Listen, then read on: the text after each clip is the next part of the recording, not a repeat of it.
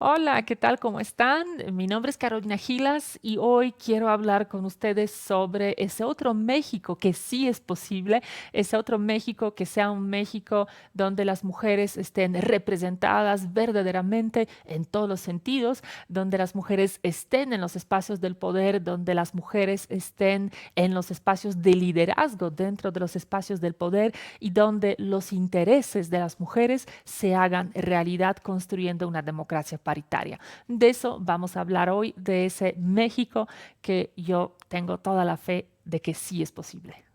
¿Te gustaría vivir en un México sin violencia, sin desigualdad, sin corrupción, donde podamos vivir mejor? ¿Donde las mujeres vivan libres de violencia? ¿Donde nuestras hijas e hijos puedan salir seguros? Estamos a tiempo. Tenemos mucho trabajo por hacer. El camino no será fácil. Pero en el PRD estamos convencidas y convencidos de que otro México sí es posible. Hola, ¿qué tal? Qué gusto estar con ustedes en este programa que se llama Otro México sí es posible y creo que todas y todos estamos convencidos, convencidas de que así es, de que un México mejor del que tenemos todavía siempre es posible, siempre y cuando estaremos trabajando juntas, juntos, juntes con ese objetivo en mira y en particular me parece en mira con un objetivo de igualdad, con un objetivo de construcción de una democracia paritaria. Y la construcción de una democracia paritaria, pues inevitablemente pasa por el fortalecimiento de la representación política de las mujeres.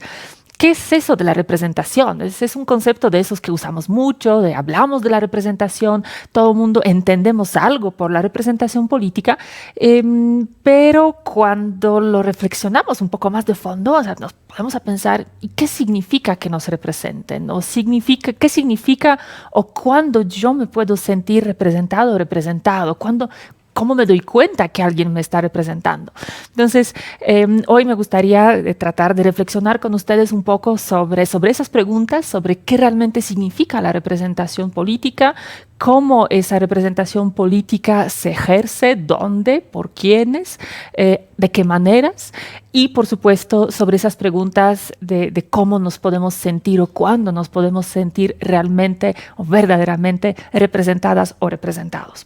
Como siempre, ante esas preguntas nos viene bien usar un poco de ciencia, un poco de ciencia política, de esa ciencia que se dedica o que trata de entender las relaciones del poder y el poder en nuestras sociedades. Y lo que nos dice la ciencia política, que ha estudiado la representación pues, desde hace muchísimo, ni siquiera años, sino podríamos decir incluso ya siglos, es que se trata de un concepto complejo, interesante, que hace referencia fundamentalmente a una especie de acuerdo que hacemos en las sociedades sobre de qué manera vamos a determinar qué personas van a estar en nuestro nombre ejerciendo el poder, es decir, tomando las decisiones con el objetivo de procesar por vías institucionales los posibles conflictos, diferencias de opiniones, de intereses, de preferencias, de ideologías que podemos tener todas las personas que integramos las sociedades.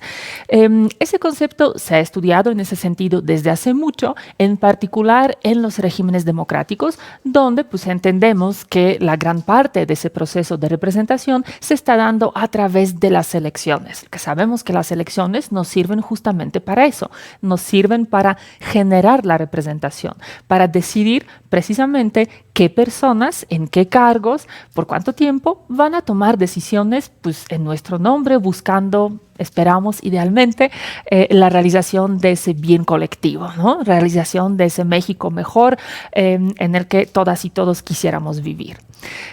Por supuesto, como todos los conceptos en las ciencias sociales, en la ciencia política, hay debates muy profundos sobre cuáles son los alcances y cuáles son los significados de la representación política.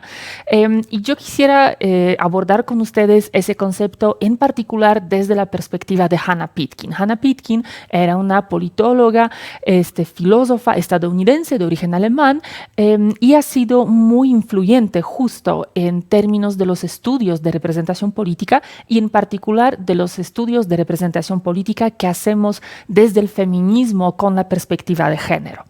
¿Y por qué? Pues ahorita les platicaré por qué justo su manera de entender la representación como un concepto multidimensional es justo lo que nos sirve mejor, de la mejor manera para entender qué pasa con la representación de diferentes grupos de personas, en particular en lo que nos interesa en caso de las mujeres. Entonces, lo que nos dice Hannah Pitkin, que representar significa básicamente dos cosas. En primer lugar, significa hacer presente en algún espacio a alguien que no lo está realmente, ¿no? Y pues si nos ponemos a pensar en esa representación por excelencia, ¿no? En nuestro Congreso, en nuestro legislativo, pues en efecto están ahí las personas que elegimos, pero no estamos ahí nosotros, nosotras, ¿no? Esas personas están ahí para representarnos, para hacernos presentes de diferentes maneras, de muchas maneras, a pesar de nuestra ausencia física. También nos dice Hannah Pitkin que representar significa actuar en el interés de las personas a las que se busca representar y de una manera responsable hacia ellas. ¿Qué significa eso? Eso va como a esa idea que creo que tenemos la mayoría de las personas cuando pensamos en la representación, en el ejercicio del poder, en especial en una democracia, cuando pensamos que a quienes elegimos justo están allá para realizar nuestros intereses, para mejorar nuestras vidas, ¿no? Para hacer que nuestro país esté mejor, que cada una y cada uno de nosotros estemos cada vez mejor, ¿no? Entonces, a eso evoca Pitkin en esa definición y dice, ellos lo tienen que hacer para nosotros y lo tienen que hacer de una manera responsable hacia nosotros, es decir, de una manera en la que las personas, las y los ciudadanos de cada país podemos pues, controlar, podemos vigilar, podemos observar ese ejercicio de la representación y pues por supuesto, y ahorita veremos cómo, actuar en consecuencia, ¿no? De qué observamos, si nos gusta, si no nos gusta, si nos satisface o no. Dice Pitkin que la representación, que es realmente un concepto complejo y multidimensional, se compone de 4 dimensiones. La primera dimensión a la que hace referencia Pitkin es la formal. Y esa significa, o esa habla fundamentalmente de ese proceso que acordamos como sociedad para designar a las personas que van a actuar en nuestro nombre, que nos van a representar. Si estamos en una democracia, esas son las elecciones, ¿no? No hay mucho más que pensar allá. Es ese momento en el que, pues, a través de un proceso electoral que puede organizarse de manera pues, bastante compleja, como sucede en nuestro país, cada 3 o cada 6 años acudimos a las urnas para en una boleta que se nos presenta y que contiene diferentes opciones que registran los partidos políticos y también en ocasiones a diferentes candidaturas sin partido para que nosotros, ciudadanas y ciudadanos, decidamos quién de esas personas nos convence mejor, ¿no? Ese proceso electivo nos permite entonces designar a quienes queremos que nos representen, pero también nos permite controlarlos. ¿Por qué? Porque cuando regresamos a las urnas y cuando las personas que ya ejercieron su cargo, por ejemplo, de diputaciones, de senadurías, de presidencias municipales, cuando buscan reelegirse, es decir, cuando buscan quedarse en el cargo, es ahí donde tenemos la oportunidad de decir, bien, no bien, ¿no? Nos gusta que se quede, no nos gusta, no lo hizo bien, pues tratemos otra opción, ¿no? Entonces, en ese sentido, las elecciones justamente nos permitan pues, habilitar esa representación y decidir si la vamos a refrendar o no. Nos permiten controlar, premiar o castigar, ¿no? ¿Dónde están en esa primera dimensión de las mujeres? Pues resulta que las reglas que existen en los países democráticos que deciden quiénes pueden ser esas candidaturas, quiénes pueden ser las personas que van a aparecer en las boletas que se nos presentarán, son reglas o suelen ser reglas generizadas. ¿Qué significa que son reglas generizadas? Significa que están hechas para reflejar privilegios o una posición superior de un género sobre el otro. Y tradicionalmente ya sabemos que ese privilegio se designaba hacia la parte masculina de la población. Los hombres eran quienes tradicionalmente han recibido los privilegios de mandar, los privilegios del hacer público, los privilegios del dominio sobre la otra parte de la sociedad, sobre las mujeres que tradicionalmente éramos destinadas a la vida privada, a los cuidados de las hijas, los hijos, las hijes, de las personas enfermas, de cualquiera que lo necesitara, ¿no? Nuestro ámbito tradicionalmente era el hogar. Cuando las mujeres luchan por el reconocimiento de sus derechos políticos, por el reconocimiento del sufragio, estamos hablando, digamos, de manera como más consistente, más fuerte, alrededor del mundo de los finales del siglo XIX, principios del siglo XX. Las mujeres, sabemos, ganamos esa lucha. Las sufragistas, nuestras bisabuelas, tatarabuelas, quienes han luchado por nuestros derechos, ganaron ese reconocimiento, lo lograron, permitiendo que las mujeres pudieran votar. Pero el hecho de que las mujeres votaran, pues no resultó ser, bueno, sí fue revolucionario en muchos sentidos, pero no resultó ser tan revolucionario. Es decir, no resultó ser suficientes para deshacer esas jerarquías de género que tenemos en nuestras sociedades.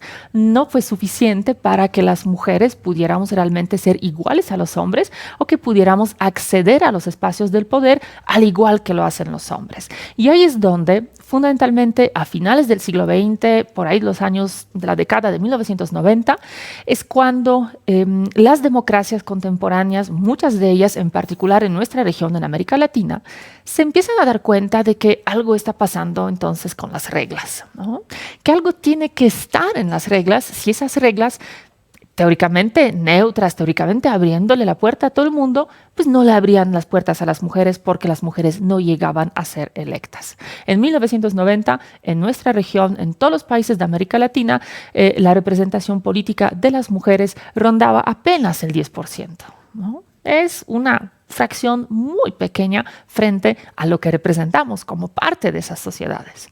Entonces, al percatarse que algo pasaba con esas reglas, los países democráticos, en particular en nuestra región, empezaron a buscar mecanismos para modificar o para alterar esas reglas, es decir, para alterar esa dimensión formal de la representación, permitiendo que más mujeres lleguen a ser candidatas, ¿no?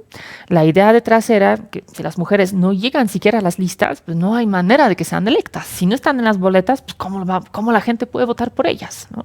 Esa primera barrera que existía era romper justamente los obstáculos que impedían a las mujeres estar en las listas, postularse como candidatas. Y así nacieron primero las cuotas de género. Fue en 1991 cuando Argentina, el primer país de nuestra región, adopta cuota de género para tratar de impulsar esa representación de las mujeres, para tratar de lograr que más mujeres estén en las listas y que entonces más mujeres lleguen a ser electas. En los años subsecuentes siguieron otros países de nuestra región, algunos otros países del mundo también, adoptando diferentes mecanismos, diferentes tipos de cuota y, por supuesto, diferentes fortalezas de esa cuota.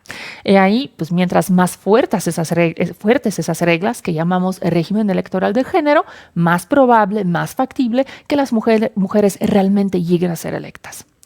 En esa ruta de evolución a lo largo de los casi 25 años, lo que podemos observar es que las cuotas han funcionado de maravilla y las cuotas realmente se extendieron. Como pueden ver en este mapa del mundo, están marcados en diferentes tonos todos los países del globo que tienen algún tipo de cuota.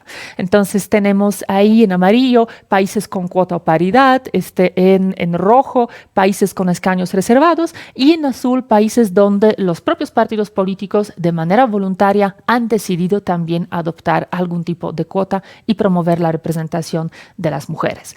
Como pueden ver, esos colores dominan en el mapa claramente y como pueden ver, nuestra región está realmente pintada de amarillo. Hay solamente 2 países en nuestra región que no han legislado una cuota, es decir, que no tienen una ley o un precepto constitucional que establezca la cuota como tal. Se trata de Guatemala y de Venezuela. aunque en Venezuela las cuotas sí fueron introducidas a través de las decisiones de las autoridades electorales. Entonces, a pesar de que no hay una legislación, hay una cuota que sí está funcionando, que sí se está implementando.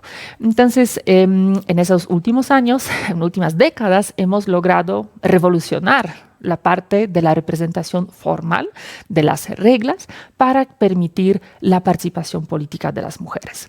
¿Qué resultados tiene eso? Tiene resultados fantásticos. Nada ha sido tan efectivo para promover la representación política de las mujeres, en particular en los legislativos, que justamente las medidas de cuota y o paridad de género. Como pueden observar en este siguiente mapa, el mundo se está pintando de rosa y de morado, y mientras más intenso está el tono, más alta la representación política de las mujeres en los congresos nacionales, en los parlamentos nacionales. Y pueden observar que países llevan la delantera, qué países llevan el liderazgo, pues son fundamentalmente los países de América Latina y los países escandinavos en Europa. Porque a través de diferentes mecanismos, en caso de los países de América Latina en particular, donde la participación de las mujeres es tan alta, como en México, como en Bolivia, eso tuvo que ver, o en Costa Rica, eso tuvo que ver con la adopción ya no solo cuota, sino paridad de género, es decir, a la mitad, ¿no? Mitad de las candidaturas o en algunos casos incluso mitad de los escaños tienen que ser destinados para las mujeres.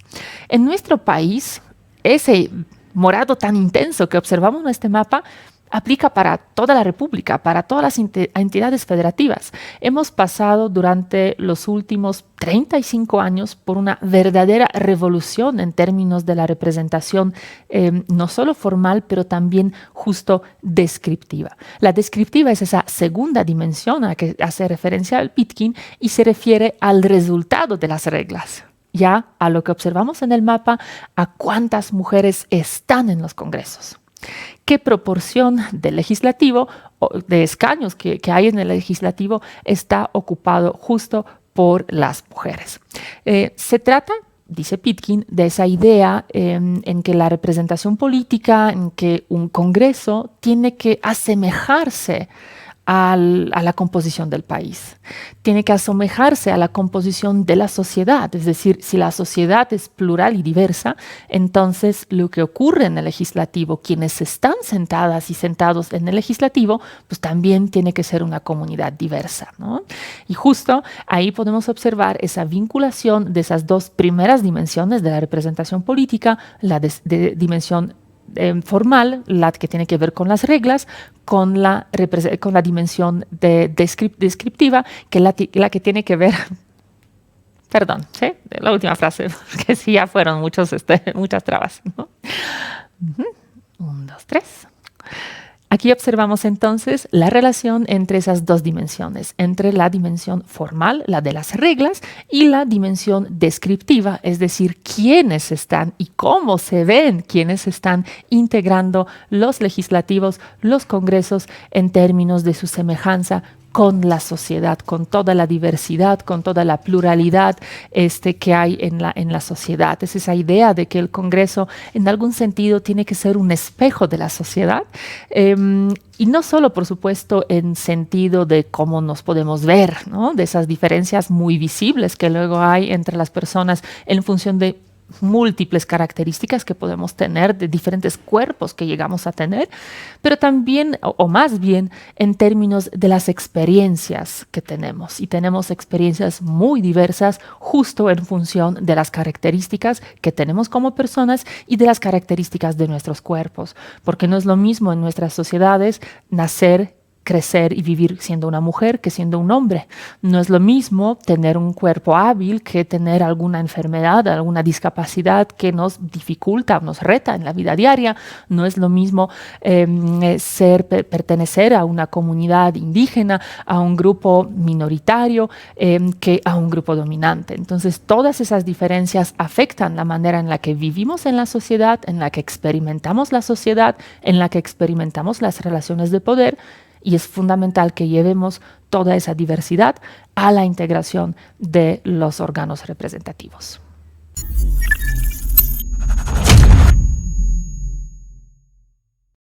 ¿Y tú ya conoces todas las redes sociales de Revolución Democrática 2.0?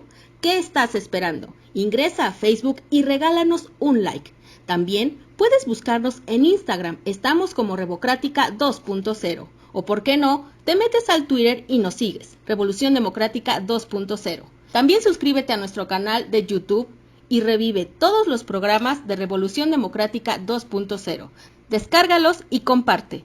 Recuerda, Revolución Democrática 2.0 PRD.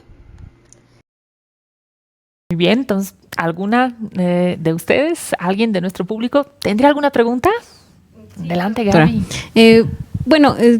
Preguntarle si en este análisis que hace tanto Pickens como usted, en esta transición que sabemos que ninguna transición es rápida, pero bueno, si contemplamos que el voto de la mujer derivada de esa lucha sufragista viene desde 53, estamos hablando de poco menos de 70 años. ¿Qué tan rápido o lento es este tiempo? Porque sí ha habido avances, definitivamente son notorios, vemos las gráficas, vemos que México es uno de los países que está completamente pintado en el que se exige incluso legalmente una paridad, es constitucional, pero hablando en términos de tiempo y de analizando otras historias, otras transiciones, ¿qué tan rápido vamos en realidad? A lo mejor nos ponemos como mujeres a exigir, ¿no? Y decir, es que falta mucho, pero hablar de 60, casi 70 años, en realidad no es tanto que las mujeres podemos votar. O sea, cuando 1953, pues suena lejano, claro, pero en realidad no lo es. ¿Usted qué considera? ¿Es muy rápido, vamos lento, vamos bien? ¿O en tiempo cómo es? Creo que todo depende de cómo lo miremos, ¿no? O sea, podemos decir, sí que nos tardamos para empezar en otorgar el voto a las mujeres en México, en reconocer el voto femenino en México, ¿no? Hay países que lo han hecho desde 1892, en los años 80 del siglo XIX, ¿no? Frente a esos nos tardamos otros 60, 70 años, ¿no?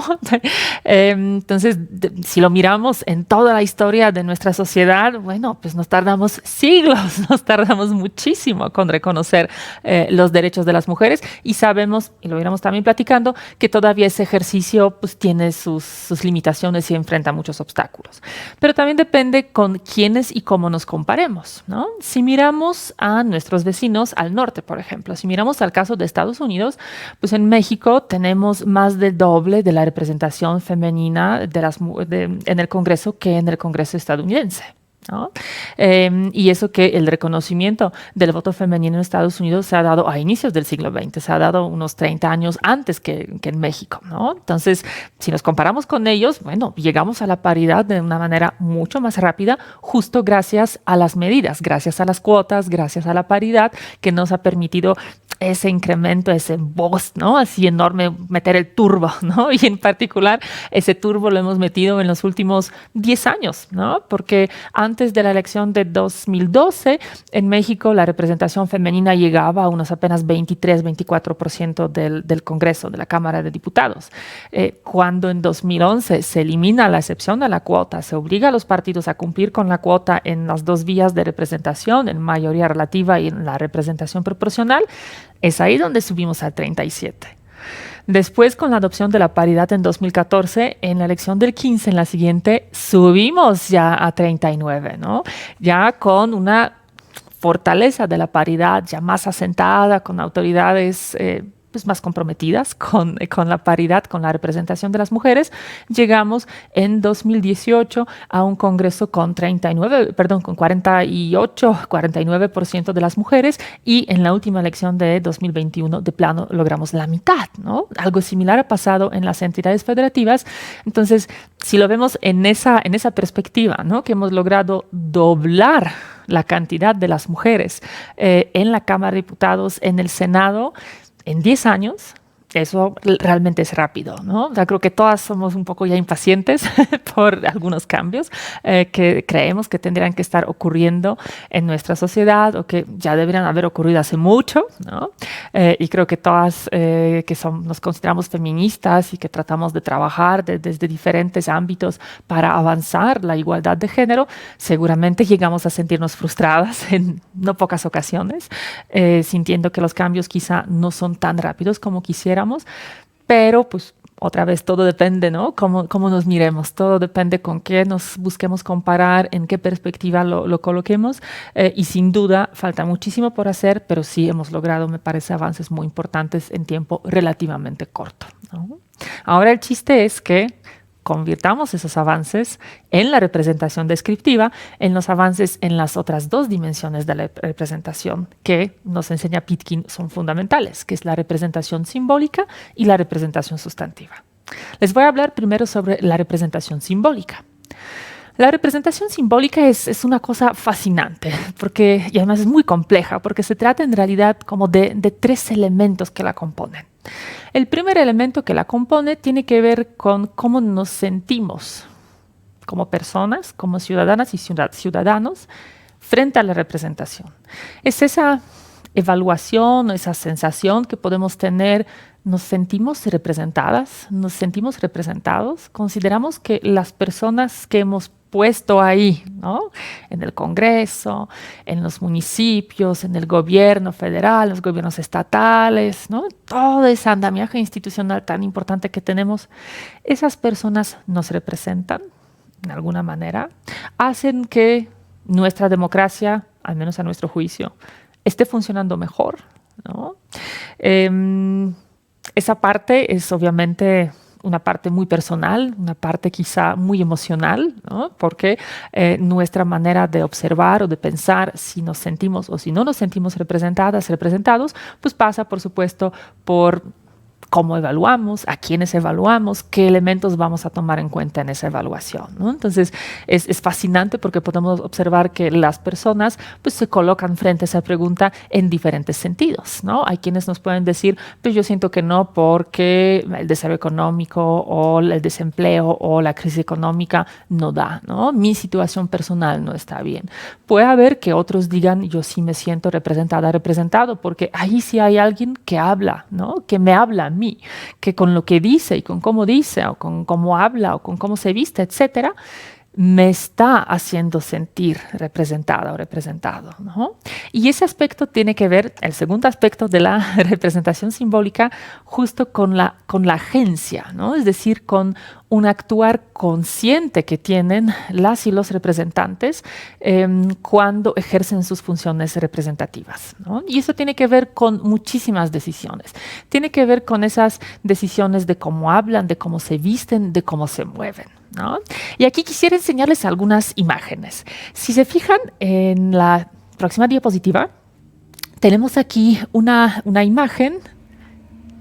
En la próxima. Eso. Tenemos aquí una imagen de la Cámara de Diputadas y Diputados de 2018.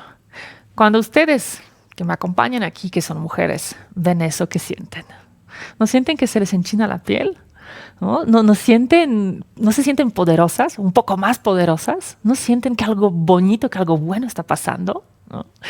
Si miramos a la siguiente, la integración del Congreso en Estados Unidos. Aquí estamos en 2020. ¿Qué nos dice la imagen de la izquierda? ¿Qué nos dice la imagen de la derecha? ¿No? La de la izquierda es una reflexión. La de la izquierda definitivamente es un reflejo del pasado. A la derecha es hacia donde queremos ir, ¿no? A una representación mucho más diversa, mucho más plural y donde, pues, por supuesto, vemos a las mujeres, ¿no? Y en México esas transformaciones se han dado, como podemos ver aquí en el caso del Congreso de Morelos. En la siguiente diapositiva, así se veía el Congreso de Morelos entre 2015 y 2018.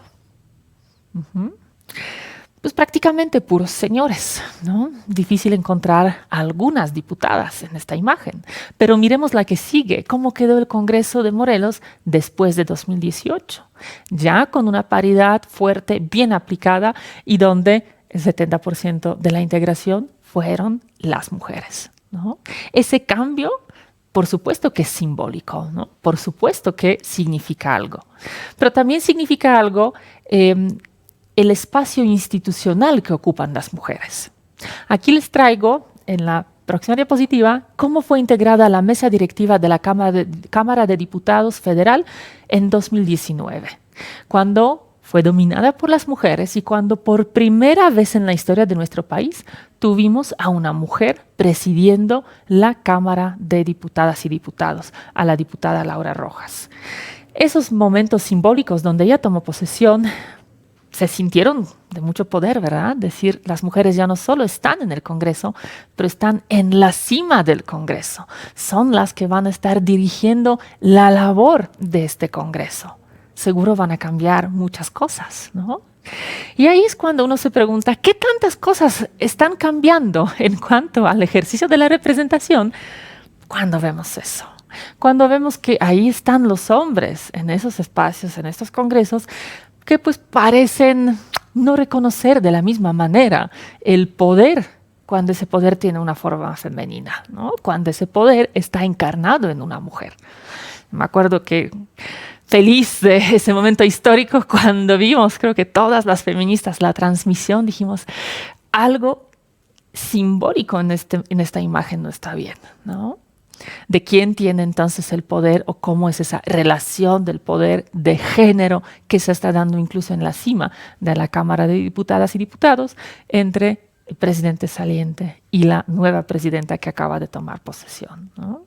Entonces, la representación política, la representación simbólica también tiene que ver con eso, tiene que ver con a qué espacios las mujeres llegan, esos espacios, digamos, espacios del poder dentro del poder, ¿no? Porque pues, llegar a ser legisladora en un país a nivel local, a nivel federal, a participar en ejercicio de gobierno a nivel que sea, implica que las mujeres llegan al poder, por supuesto. Tiene una carga simbólica muy importante, pero también tiene una carga simbólica muy importante dónde en esos congresos están las mujeres. Si las mujeres son, bueno, solo legisladoras o si son también las que presiden las comisiones, las que presiden las mesas directivas, las que las integran las juntas de coordinación política, las que están liderando a los partidos políticos, o sea, las que están ahí donde se está dando la verdadera negociación, ¿no? Donde están tomando las decisiones con enorme impacto sobre qué cosas van a estar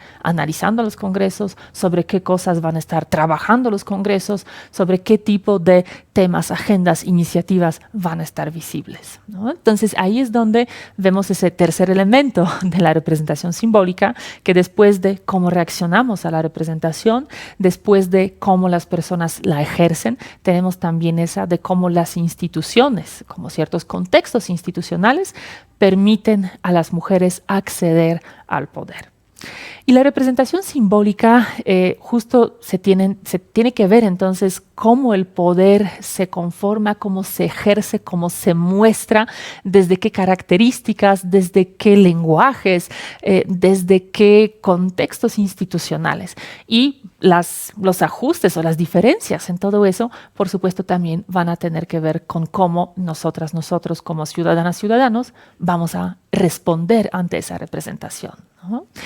En 2022, la llegada a la vicepresidencia de Kamala Harris fue un momento muy importante, muy significativo para Estados Unidos y para el mundo en realidad. Por primera vez, una mujer llegando a un cargo tan alto, segunda a bordo en la Casa Blanca, y que además es una mujer de ascendencia asiática y afro, ¿no? Lo que también fue un simbolismo muy importante de su ascenso. Y en esa imagen donde Kamala Harris justo está entrando al escenario, en la diapositiva anterior todavía, perdón, para dar su discurso en la noche de la elección, cuando ya sabe los resultados, con ese traje blanco que también simboliza mucho, porque es el color del movimiento sufragista, es el color de la lucha por el sufragio femenino, fue realmente muy impactante, muy importante, creo que para todas las mujeres, y en particular para las mujeres que pueden decir, ella se ve como yo, ¿no? Eso mismo seguramente han sentido las mujeres colombianas con Francia Márquez, quien, la anterior,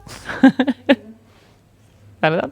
Eso mismo seguramente han sentido las mujeres colombianas, especialmente las mujeres afrocolombianas, con la llegada de Francia Márquez a la vicepresidencia apenas este año, apenas hace algunas semanas, ¿no? El mensaje poderoso de tener una mujer y una mujer de una clase no privilegiada, una mujer que reivindica en su vestimenta, en su peinado, ¿no? En su manera de hablar las causas, las luchas sociales, por supuesto que tiene un impacto muy importante, es muy poderoso simbólicamente hablando, ¿no? Depende, mucho tiene que ver también, por supuesto, la siguiente ahora sí, con qué hacen esas mujeres cuando llegan al poder, cómo ejercen el poder, cómo se colocan frente al poder. Aquí podemos observar en esas dos imágenes a la presidenta de la Cámara de Representantes de Estados Unidos, a Nancy Pelosi, durante el discurso más importante que el presidente de Estados Unidos da ante las dos cámaras una vez al año, que se llama el Estado de la Unión, el Estado de la Nación, donde lo ridiculiza con sus aplausos y donde, dijo ella misma, después de haber escuchado tantas mentiras en su discurso, de manera muy efectiva, muy clara, lo rompe, ¿no? Entonces, eso que una mujer está capaz de enfrentarse al hombre, bueno, dirían muchos periodistas, ¿no? Muchas notas, el hombre más poderoso del mundo, también, por supuesto que tiene un impacto sobre cómo se ejerce el poder, está cargado de significado, ¿no? Ahí tenemos más adelante la otra imagen que también se hizo muy famosa en su momento, cuando en una reunión de Casa Blanca la speaker, Nancy Pelosi, fue la única, ¿no? que retó al presidente, que incluso con su lenguaje corporal, al pararse en ese cuarto lleno de hombres blancos de edad ya más de media, habría que decir, y lo señala claramente con él diciendo, usted está mal, usted está equivocado y yo estoy aquí para mostrárselo, ¿no? Ese ejercicio del poder es el poder transformador, ¿no? Lo han hecho también otras mujeres. Creo que estamos en los últimos años observando como una especie de revolución en todos los sentidos, ¿no? Aquí tenemos el gobierno de Finlandia en 2019, el gobierno pues, no solo paritario, pero el más joven de la historia, ¿no? y del mundo. O sea, normalmente las personas tan jóvenes no llegan, ¿no? al poder, no llegan a esos cargos a esa edad tan joven. Hemos tenido momentos muy emblemáticos en España cuando Carme, a la siguiente, perdón, cuando Carme Chacón en 2017 se convierte en la primera mujer ministra de Defensa en la historia de España. Y no solo es mujer, sino que es una mujer con 7 meses de embarazo, ¿no? Entonces ver a Carmen Chacón embarazada, haciendo revisión de las tropas, como en esta imagen, o acompañando las tropas, como podemos ver en la siguiente,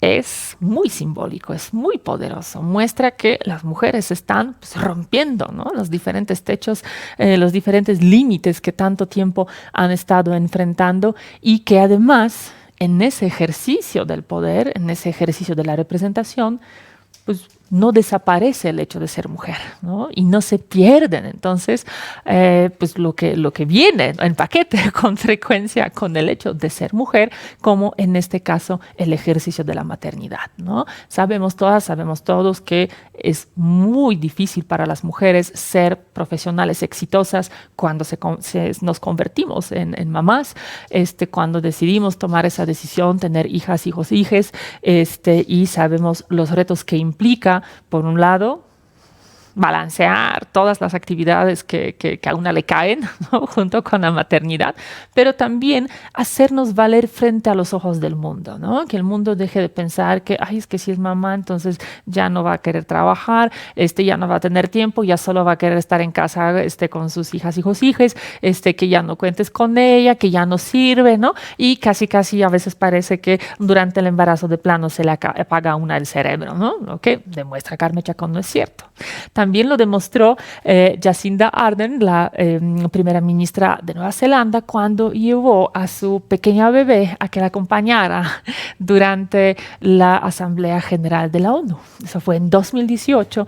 Y esa imagen, ¿no?, de Carmen Chacón, a quien la acompaña su pareja y que está cuidando y que está teniendo consigo su bebé sentada en el pleno de la Asamblea General de la ONU, es muy poderosa. Jacinda Ardern. En la siguiente imagen, otra mujer, esa es australiana, una senadora, Larissa Waters, en 2017 se atrevió a dar pecho, ¿no?, a amamantar a su bebé pequeñito durante las sesiones del Parlamento, incluso participando activamente en esas sesiones del Parlamento, ¿no? Entonces, todo eso nos plantea y justo nos hace pensar en esas 1000 preguntas sobre cuándo nos sentimos representadas, quiénes nos hacen sentir representadas, qué cosas están haciendo, cómo se visten, qué dicen, cómo hablan, con qué lenguaje, en qué tono, por supuesto, quiénes están en los espacios del poder y cómo eso se relaciona con nuestras percepciones de la representación, de la democracia, del funcionamiento del Estado.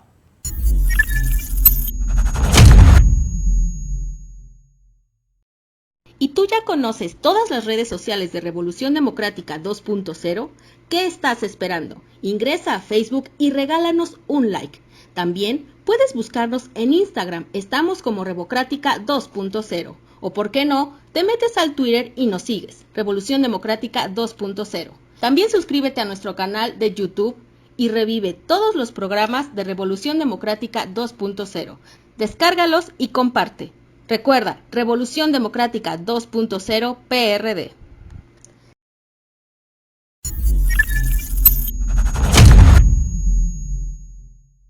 Muy bien. ¿Alguna pregunta sobre la representación simbólica?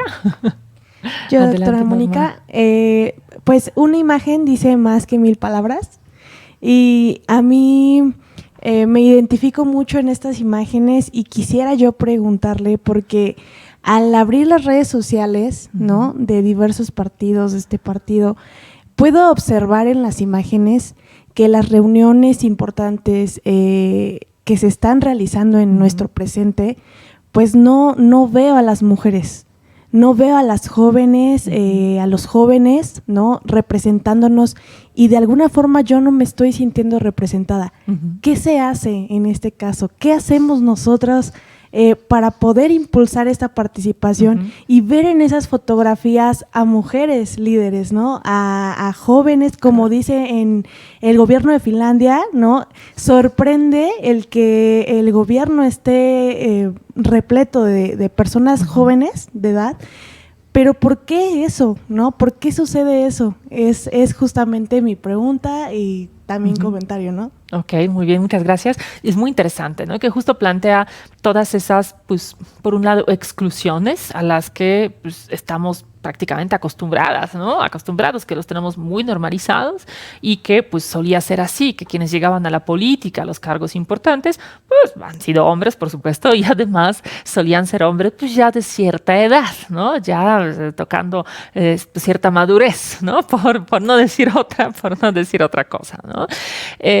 Bueno, por supuesto que pidamos cambio, ¿no? Que una persona joven como tú, Norma, quiera decir, yo no me veo ahí, ¿no? Yo no veo ahí alguien que sea como yo, no veo ahí suficientes mujeres, no veo ahí a las personas jóvenes, no veo ahí a las personas, ¿no?, con algunas otras categorías que podrán ser importantes y que tendrían que estar representadas, ¿no? Porque también cuando vemos a nuestros partidos, a mí me parece que es una de las deudas más grandes que tiene México, no vemos a las personas indígenas, ¿no?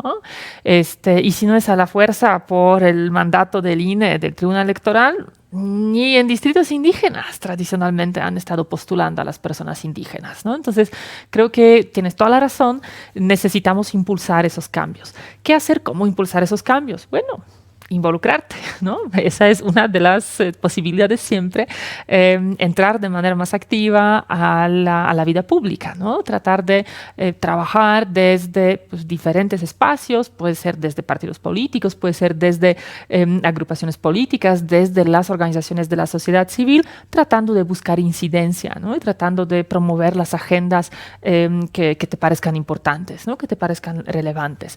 Pero también creo que otra parte que tenemos a nuestro alcance, quizá más a nuestro alcance todas y todos, es votando, ¿no? O sea, si uno quiere ver ciertos cambios materializados, si queremos, cada quien, por supuesto, en función de sus prioridades, intereses, agendas más cercanas a corazón, mente de cada una y de cada uno, pues nuestro voto tendría que estar también pues, guiando, ¿no? una respuesta por parte de los partidos políticos, por parte de quienes ocupan los espacios de toma de decisiones. De nosotros depende, cuando estamos frente a una boleta, qué vamos a tachar, ¿no?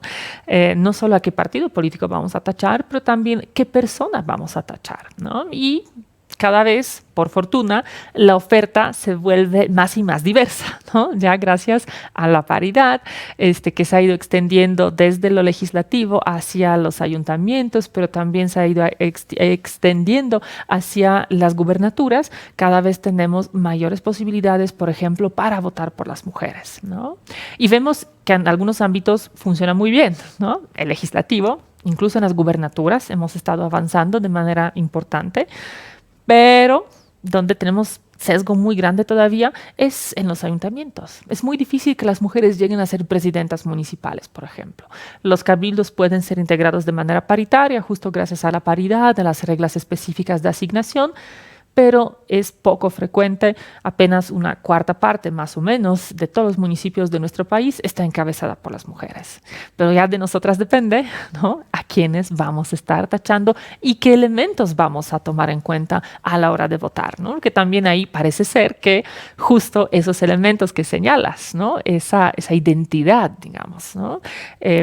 Cuestiones de género, cuestiones de edad, cuestiones de otra índole, no parecen ser las que guían la votación, ¿no? de la población, ni siquiera de las mujeres. O sea, no necesariamente vemos en los datos de que las mujeres están dándole prioridad a las candidaturas de las mujeres, ¿no? Casi siempre lo que observamos en el contexto mexicano, que lo que guía predominantemente son los colores partidistas, ¿no? Pero pues ahí cada quien tiene que decidir cómo vota, por qué razones quiere votar, ¿no? Y también de esa manera, finalmente, presionar a los partidos políticos para que estén cada vez postulando mayor número de mujeres, mayor número de personas jóvenes, mayor número de personas indígenas, de personas con discapacidad, de personas migrantes, o sea, de personas de diversidad sexogenérica, o sea, de toda esa belleza, ¿no? De la diversidad y la pluralidad que tiene nuestra sociedad. Pero mientras no haya esa exigencia, ¿no? Los partidos políticos lo que quieren es ganar las elecciones y eso lo tenemos que entender. Es natural, para eso existen, ¿no? Sería raro un partido político que no le importara ganar las elecciones, ¿no? O sea, no se trata de eso.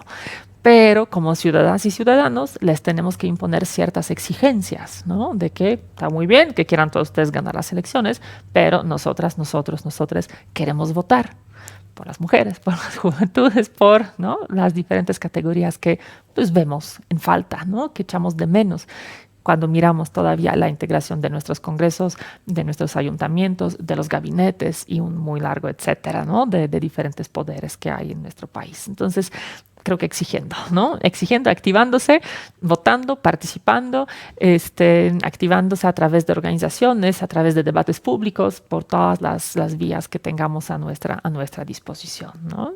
Y todo eso también justo lleva lo que estabas cuestionando, Norma, a esa cuarta dimensión de la representación de la que habla Pitkin y que denomina representación sustantiva. Luego bromeo que es una especie de santo grial de la representación, ¿no? Así esa cosa mítica que a veces parece que nunca la vamos a encontrar, ¿no? Porque y es ese cáliz que todos desean, pero luego no lo vemos. Y esa representación sustantiva, ¿por qué es tan escurridiza? ¿Por qué es tan difícil de ver? Porque la representación sustantiva se trata fundamentalmente de que las personas que nos representen lo hagan, digamos, de fondo, ¿no? Es eso que con frecuencia asociamos con la representación, es decir, que tomen decisiones que hagan nuestra vida mejor, ¿no? Que hagan nuestra sociedad una sociedad mejor y que mejoren la situación en la que estamos cada uno de quienes integramos la comunidad política en la que vivimos, ¿no? Entonces, es lo que esperamos pues, siempre cuando votamos, cuando elegimos, ¿no? O sea, que haya, bueno, pensando en México, pues por supuesto, menos pobreza, ¿no? Que haya más seguridad, que haya menos desigualdades de todo tipo, ¿no? Desde desigualdades socioeconómicas. Estamos grabando 2 días después del último temblor del 19 de septiembre, este último tradicional ya casi temblor del 19 de septiembre, y nos preguntábamos el lunes apenas, ¿no? ¿Qué tan probable es que vuelva a temblar fuerte un mismo día? O sea, es como ganar la lotería varias veces, ¿no? No más que a la inversa, porque eso sí no es nada bueno. Uno se cuestiona, o sea, ¿qué tan estadísticamente viable posible es, ¿no?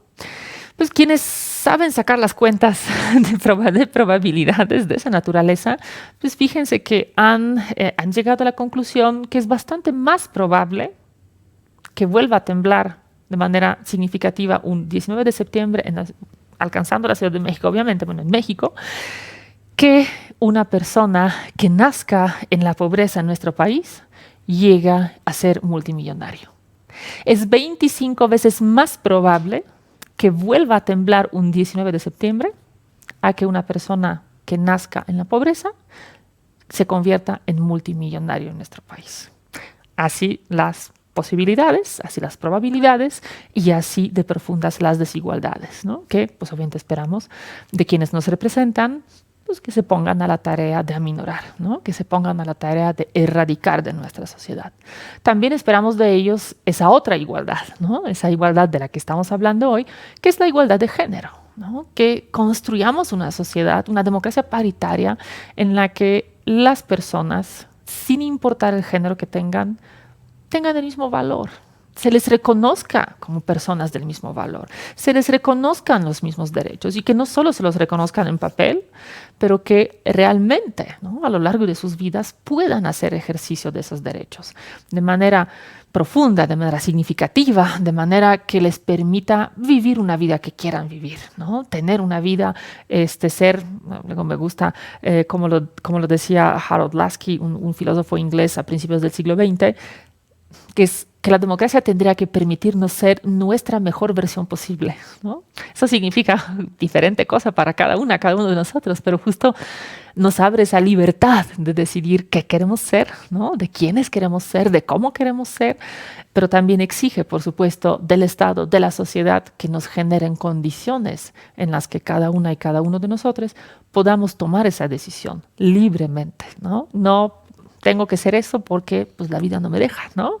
Porque falta de recursos, porque la desigualdad de género, porque mi color de piel, porque cualquier otra razón me hace que muchas puertas o que muchos caminos, y quizá caminos que soñaría, se están cerrando ante mí, ¿no? Entonces, de eso se trata finalmente o fundamentalmente la representación sustantiva, de cómo quienes están en los espacios de representación, en los espacios de toma de decisiones, cómo deciden, qué deciden, ¿no? ¿Qué intereses representan? ¿Qué intereses articulan? En los debates públicos, en los debates legislativos, en los debates sobre políticas públicas, pero también qué intereses se materializan, ¿no? Porque una parte fundamental, indispensable, es que esos intereses aparezcan en el ámbito público, ¿no? O sea, que se hable de ellas, que se vuelvan a reconocer o que se empiecen a reconocer como intereses legítimos, ¿no? En una sociedad democrática, pero ahí no podemos quedarnos, ¿no? Necesitamos que las relaciones de poder relacionados con género, con estatus, con todas esas barreras que tenemos, realmente se empiecen a transformar en nuestras sociedades.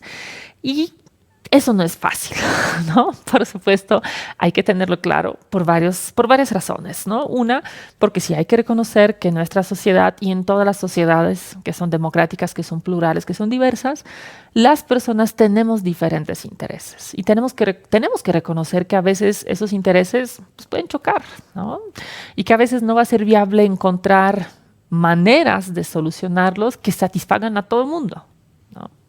Probablemente van a satisfacer a algunas o a algunos y a otros no.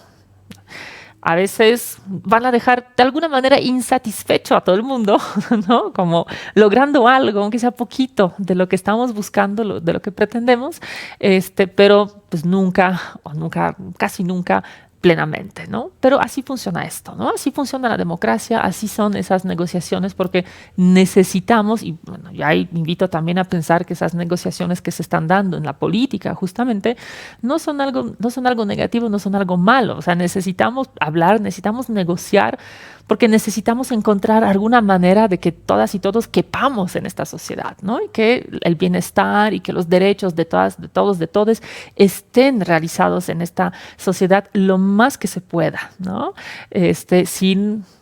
Tratando de evitar que colisionen con los intereses de las y de los demás.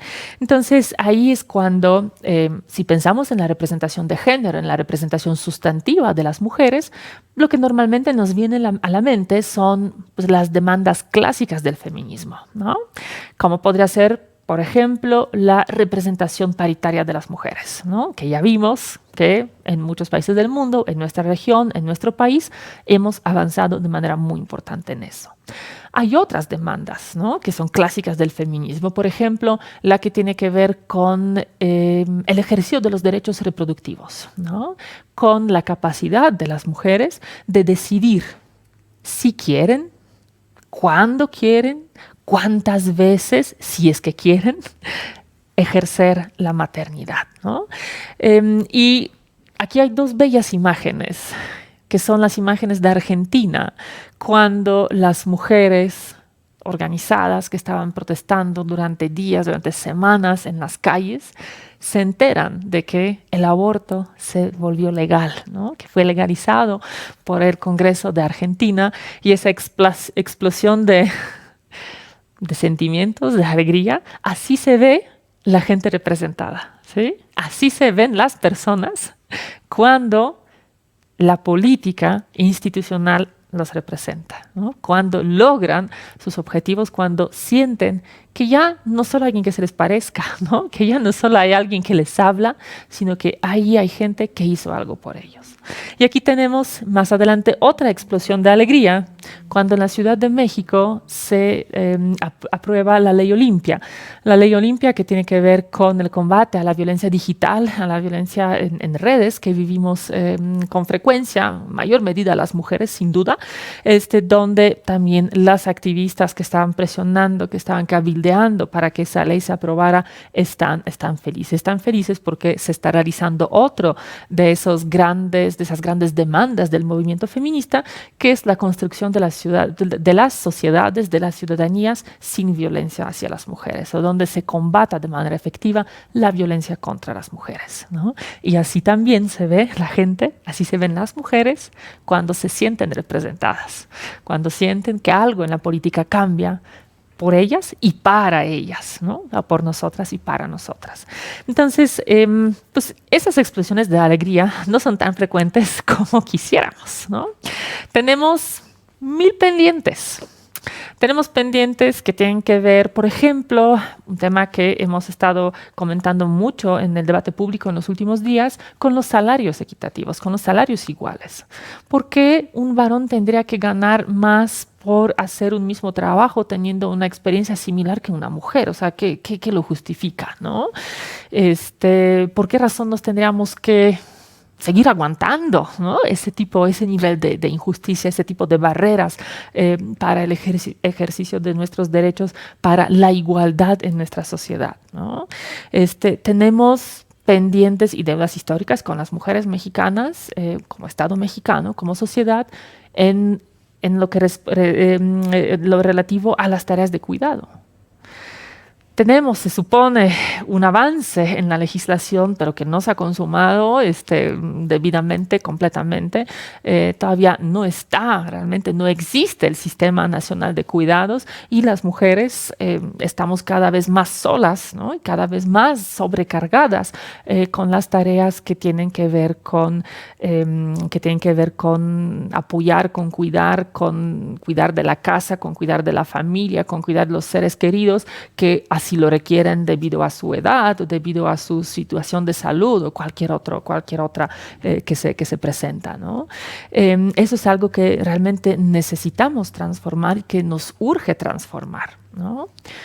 Cuando vimos en el primer bloque, hace ratito, ¿no?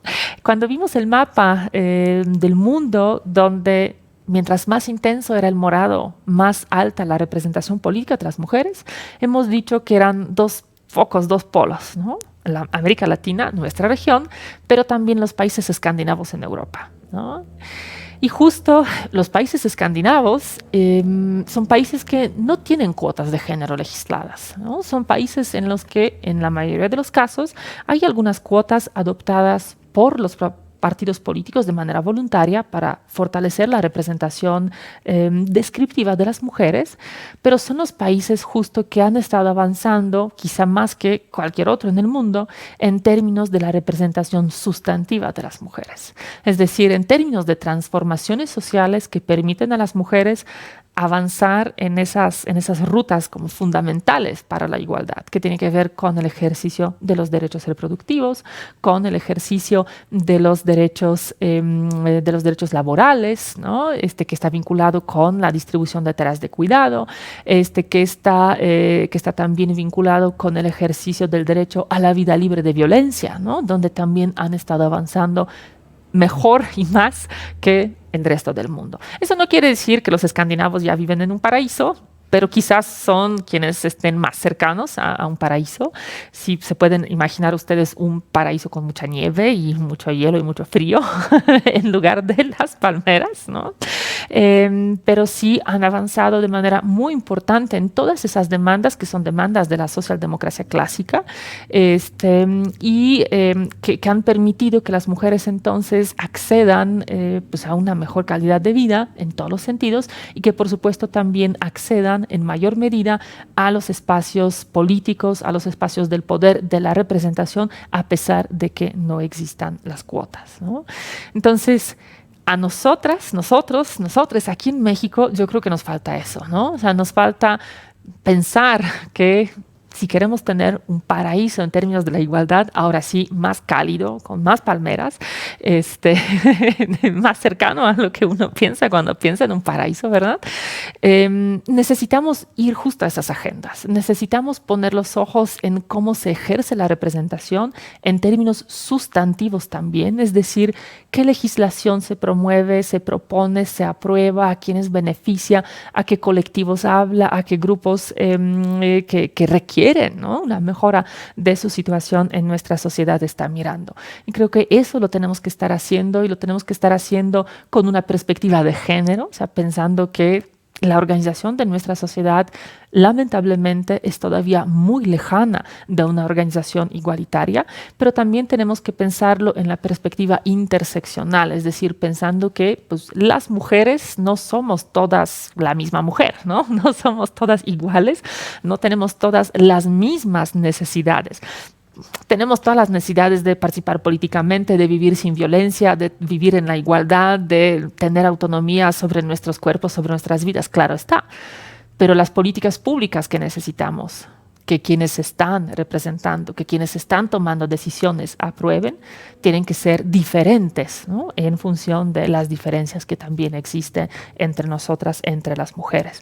Todas con un mismo objetivo, ¿no? Todas con el objetivo de una democracia paritaria, de una sociedad igualitaria, pero pues también reconociendo que tenemos diferentes necesidades, diferentes situaciones que enfrentamos, diferentes retos que tenemos para tratar de de construir ahora sí una mejor vida, una mejor forma, ¿no?, de ser para cada una de nosotras en función de nuestros sueños, nuestros deseos, nuestros intereses. Entonces, yo creo que lo que nos hace falta es avanzar en hacer realidad la representación simbólica, la representación sustantiva en particular, para que en México algún día sea cierto lo que deseó hace ya tantos años Hillary Clinton, cuando en 95 en Beijing habló de que lo que necesitamos en el mundo es que los derechos de las mujeres sean reconocidas como derechos humanos y que los derechos humanos sean reconocidos como los derechos de las mujeres una vez por todas,